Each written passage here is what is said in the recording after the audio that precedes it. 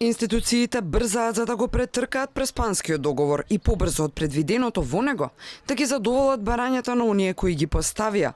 Па, например, сменети се свидетелствата на учениците секаде каде што стои името на државата и делот за државјанство на ученикот. Иако со договорот е предвидено сегментите во образовната сфера да се преименуваат како што државата ќе ги отвара поглавијата со Европската Унија. Тоа стои во членот 1 став 10б од Преспанскиот договор. Во овој момент Македонија нема ниту датум од Европската Унија, но има нови свидетелства. За ова реагираа голем број родители на социјалните мрежи, но и самите ученици, посебно средношколците.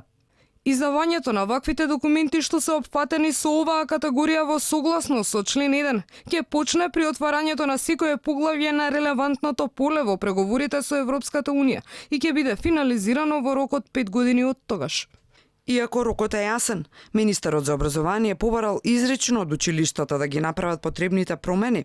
Треба да се почитуваат сите позитивни прописи, така што според промените на уставот, според уставните норми и прописи сме пратиле објаснување и насоки до сите училишта. Ама и прилично е задоволен од начинот на имплементација.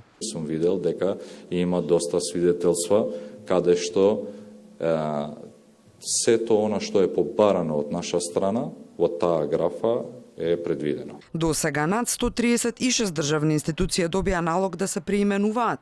И додека Македонија имплементира дури и предроковите се што од неа се побара, Грција не го користи дури ни новото име на државата. Доказ за ова ни испрати гледач, кој добил фактура за повраток на данок на излез од Грција, во која на местото на земјата од која доаѓа не стои целото ново име, туку кратенка од првите букви на англиската верзија, односно само РОНМ.